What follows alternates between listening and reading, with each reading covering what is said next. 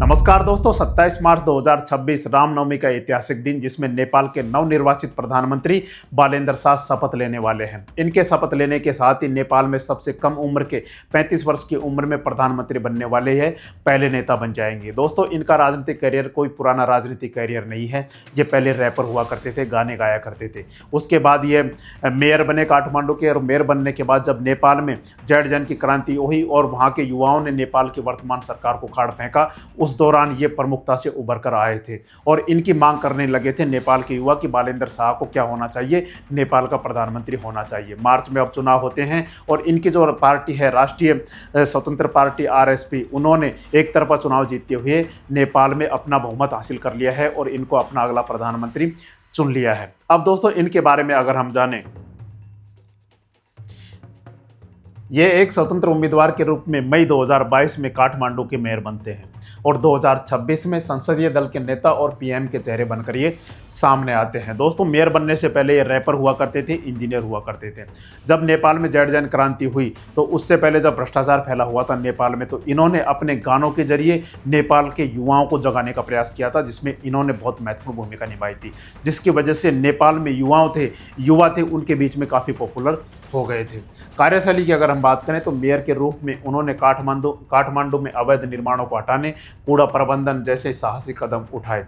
ये ऐसे पहले मधेसी नेता बनेंगे जो नेपाल में अपने मंत्रिमंडल के साथ नेपाल का पहला मधेसी प्रधानमंत्री बनने की ओर ये अग्रसर है। उनका उदय 2025 के नेतृत्व वाले विरोध प्रदर्शनों के बाद हुआ, जिसके कारण पिछली सरकार को क्या करना पड़ा था, इस्तीफा देना पड़ा था। अब दोस्तों, सबसे बड़ा सवाल यह है कि क्या बालेंद्र शाह के नेपाल के प्रधानमंत्री बनने से भारत के साथ उनकी स्थिति कैसी होगी, भारत के साथ उनके रिश्ते कैसे होंगे, क्योंकि ये कहा जा रहा है कि बालेंद्र शाह भारत विरोधी माने जाते हैं और साथ ही भारत के लिए खतरा भी हो सकते हैं। अब ऐसा क्यों हो सकते हैं, इसके बारे में हम जानते हैं। दोस्तों, इनका कहना है और इनका जो सपना है वो है ग्रेटर नेपाल का। इनका कहना है कि हम ग्रेटर नेपाल बनाएंगे। भारत के कुछ हिस्से जैसे उत्तराखंड है, उत्तर प्रदेश है, बिहार है और सिक्किम और सिलीगुड़ी और दार्जिलिंग, इन सब को मिलाकर क्या बनाएंगे, ग्रेटर नेपाल बनाएंगे। इनका यह सपना है जिसकी ओर ये लगातार अग्रसर है। इसके जरिए ही उन्होंने नेपाल में राष्ट्रवाद की भावना को पैदा किया था, जिसकी वजह से ये लगातार लोकप्रिय होते जा रहे थे। इन्होंने एक ग्रेटर नेपाल का नक्शा भी जारी किया था और कहा था कि यह हमारा ग्रेटर नेपाल है। दोस्तों, अभी पिछले कुछ दिनों की अगर हम बात करें तो हमारे जो पड़ोसी देश हैं वो हमारे खिलाफ लगातार होते जा रहे हैं। बांग्लादेश में अभी सरकार बनने से पहले मोहम्मद यूनिस जब थे तो वो लगातार कह रहे थे कि हम ग्रेटर बांग्लादेश बनाएंगे। इसी तरीके से इन्होंने भी क्या किया, इन्होंने भी कहा कि हम ग्रेटर नेपाल बनाएंगे। इनका ये बहुत बड़ा सपना है। अब दोस्तों, ऐसा इन्होंने क्यों कहा, इसके पीछे भी एक बहुत महत्वपूर्ण कारण है, उसके बारे में हम समझते हैं। पहले हम ग्रेटर नेपाल के बारे में समझते हैं कि आखिर ग्रेटर नेपाल क्या है। ग्रेटर नेपाल की अवधारणा 1816 की सुगोली की संधि से पहले नेपाली साम्राज्य की बहाली की मांग करती है। दोस्तों, क्या हुआ था, जब हमारा देश गुलाम था तो उस समय हमारे देश पर अंग्रेजों का शासन था। अंग्रेजों के शासन के तहत नेपाल बहुत बड़ा क्षेत्र हुआ करता था। नेपाल की अगर हम बात करें तो नेपाल का जो मैप है वह नेपाली साम्राज्य के अधीन आता था। लेकिन क्या हुआ कि भारत पर कब्जा करने के बाद अंग्रेजों ने क्या किया कि नेपाल की ओर बढ़े और नेपाल से उनके युद्ध हुए। अंग्रेजों के नेपाल से जब युद्ध हुए तो उनके बीच 1815 और 16 में एक सुगोली की संधि होती है। उस सुगोली की संधि के तहत नेपाल को बहुत सारा हिस्सा था वो ब्रिटिश ईस्ट इंडिया कंपनी को सौंपना पड़ता है, जिसकी वजह से नेपाल पहले जो इतना हुआ करता था वो अब सिमट कर इतना सा रह गया है। ये जो आज का नेपाल है वो बस इतना से रह गया है। पहले जो नेपाल हुआ करता था वो ग्रेटर नेपाल हुआ करता था, जिसकी वजह से इनका कहना है कि हम जो पहले का ग्रेटर नेपाल है उसको हम ग्रेटर नेपाल बनाएंगे, और जो सुगोली की संधि है उसको विवादास्पद ये संधि मानते हैं। दोस्तों, ये संधि भी ऐसे समय पे हुई थी। उस समय क्या हुआ था, जब सुगोली की संधि हुई थी उस समय सीमाओं का निर्धारण नहीं हुआ था, और आज भी अगर हम देखें सीमाओं के निर्धारण के बाद भी लगभग 54 ऐसे डिस्प्यूटेड एरिया हैं भारत के नेपाल के साथ, जिस पर हमारे देश का विवाद चलता रहता है, जिसमें लिपुलेख और लिम्पियाधुरा तो प्रमुख है। अब दोस्तों, इसके बाद क्या हुआ, जब नेपाल बना तो पहले जो ये क्षेत्र आते थे वो कौन कौन से आते थे, उसमें अगर हम देखें तो उत्तराखंड का कुमायूं गढ़वाल क्षेत्र आते थे और हिमाचल प्रदेश की सतलुज नदी तक का पश्चिमी भाग आता था। सिक्किम, पूर्ण सिक्किम राज्य नेपाली साम्राज्य के अधीन आता था। पश्चिम बंगाल के दार्जिलिंग और सिलीगुड़ी का क्षेत्र भी नेपाली साम्राज्य के अधीन आता था। बिहार व उत्तर प्रदेश के सीमावर्ती तराई जिले, जिसमें वाराणसी तक के क्षेत्र का दावा शामिल है, जिसमें कहा जा सकता है कि पश्चिम में सतलुज नदी से लेकर पूर्व में तीस्ता नदी तक के भारतीय क्षेत्र शामिल थे, जो उस समय नेपाली साम्राज्य के अधीन आते थे। लेकिन दोस्तों, अगर हम इतिहास की बात करें तो पहले भारत अटक से कटक तक हुआ करता था। तो आज अगर हम कहें कि हम भी अखंड भारत बनाएंगे तो कैसे बनाएंगे? जैसे अफगानिस्तान भी अखंड भारत में शामिल था, पाकिस्तान भी अखंड भारत में शामिल था, और जैसे म्यांमार भी अखंड भारत में शामिल था, इंडोनेशिया का कुछ क्षेत्र भी अखंड भारत में शामिल था। तो आज हम अगर कहें कि हम भी अखंड भारत बनाएंगे तो ये कैसे संभव हो सकता है? ऐसे संभव नहीं हो सकता है। लेकिन इनका मानना है कि हम ग्रेटर नेपाल की ओर जाएंगे। अब दोस्तों, आगे हम समझते हैं कि बालेंद्र शाह ने ऐसा क्यों किया। इसके पीछे भी कारण है। दोस्तों, जब हमारे देश में नई संसद भवन बनाई गई थी तो उस दौरान मोदी जी ने जब नई संसद भवन का उद्घाटन किया था तो उस दौरान एक मैप निकलकर सामने आया था। उस मैप को अगर हम ध्यान से देखें तो वो अखंड भारत का मैप है। दोस्तों, ये देखिए, ये मैप हमारी संसद भवन, जो नई संसद भवन है, उसमें लगाया गया है, जो अशोक के सम्राट अशोक के साम्राज्य को दर्शाता है।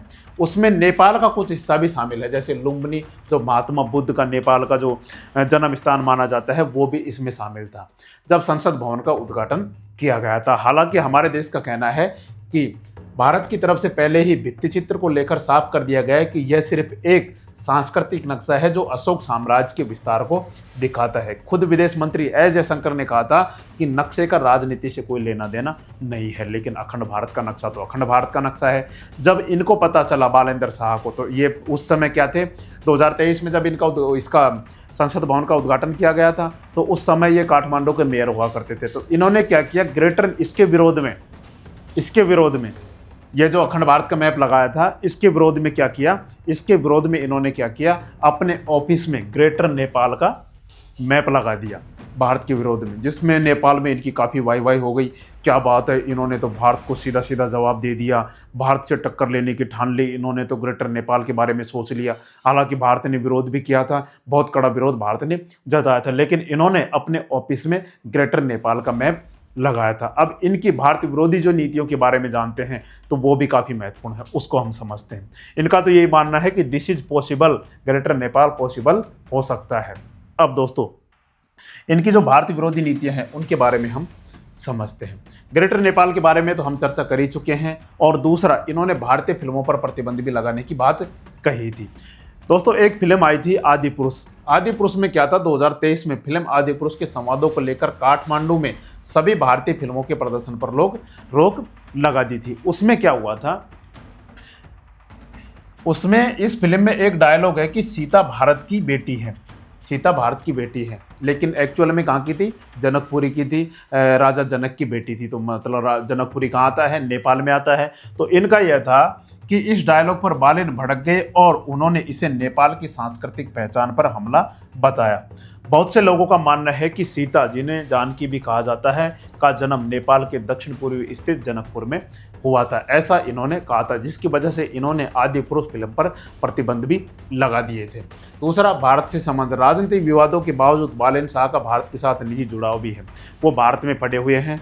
अब उन्होंने अपनी एमटेक की पढ़ाई भारत, बेंगलुरु और चंडीगढ़ से की है, तो इसलिए उनका भारत से जुड़ाव भी माना जाता है, लेकिन वह प्रमुख रूप से भारत का विरोध करते रहे हैं। दोस्तों, इन विरोधों की अगर हम बात करें तो उनका ये कहना था कि जैसे अब भारत आज़ाद है और भारत का मैप फिक्स है, तो जैसे भारत ने पहले का अखंड भारत का नक्शा लगाया है, उसी तरीके से इन्होंने क्या किया, बालेंद्र शाह ने पहले का ग्रेटर नेपाल का नक्शा लगाया है, इनका यह तर्क था। अब दोस्तों, भारत और नेपाल के बीच में क्या हुआ कि काफ़ी विवाद पहले से ही चलते आ रहे हैं, जैसे लिपुलेख और लिम्पिया धुराव को लेकर विवाद चलता आ रहा है। अभी क्या किया, भारत और चीन ने मिलकर जो 6 साल से लिपुलेख दर्रे से जो व्यापार चलता आ रहा था, जो बंद पड़ा हुआ था 2020 के बाद से, पहले कोरोना की वजह से, फिर गलवान इंसिडेंट की वजह से यह व्यापार बंद था। लिपुलेख दर्रे से, लिपुलेख पास से यह व्यापार बंद था जो चीन से भारत को होता था।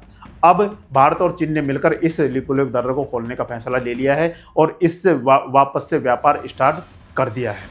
अब दोस्तों, इसमें मुख्य कारण ये है कि जो लिपुलेख पास है, भारत ये कहता है, ये लिपुलेख और लिम्पिया धुराव को हम समझते हैं कि ये यहाँ पर पड़ता है। भारत ये कहता है कि यह जो क्षेत्र है, यहाँ समझते हैं। यह जो क्षेत्र है यह भारत की बॉर्डर यहाँ से लगती है, जबकि नेपाल का क्या कहना है, नेपाल का कहना है कि ये भारत की बॉर्डर किससे लगती है, लिम्पियाधुरा से लगती है, जिसके ऊपर हमने पूरी डिटेल के साथ एक वीडियो बनाया हुआ है कि लिपुलेख और लिम्पियाधुरा विवाद क्या है और इसकी मूल जड़ क्या है। लिंक डिस्क्रिप्शन में है, आप वहां जाकर देख सकते हैं और इस विवाद की मूल जड़ को समझ सकते हैं। तो इसको लेकर पहले से ही काफी विवाद चलता रहा है। अब जैसे ही भारत और चीन ने इस लिपुलेख पास को खोलने का फैसला किया है तो इन्होंने फिर से विरोध जताया है। तो भारत और नेपाल के बीच में विरोध लगातार बढ़ते रहते हैं। लेकिन दोस्तों कुछ भी हो, भारत और नेपाल के बीच रोटी बेटी का संबंध रहा है। नेपाल भी एक हिंदू राष्ट्र है और हमारा देश भी। और दोस्तों भारत और नेपाल के बीच जो सांस्कृतिक परंपराओं का आदान प्रदान है वो लगातार होता रहता है। भारत नेपाल के साथ हमेशा अच्छे संबंध बनाए रखना चाहता है। अब दोस्तों देखना यह होगा कि नेपाल के नवनिर्वाचित प्रधानमंत्री बालेंद्र शाह हमारे देश के साथ रणनीतिक और राजनीतिक रूप से कैसे रिश्ते रखते हैं या फिर ग्रेटर नेपाल की अवधारणा को आगे बढ़ाते हैं। यह देखना काफी दिलचस्प होगा। दोस्तों आपको क्या लगता है, आप इस विषय में क्या सोचते हैं, अपनी राय कमेंट बॉक्स में जरूर रखें। और हमारी जानकारी आपको अच्छी लगी हो तो हमारे चैनल को लाइक एवं सब्सक्राइब जरूर करें। जय हिंद, जय भारत।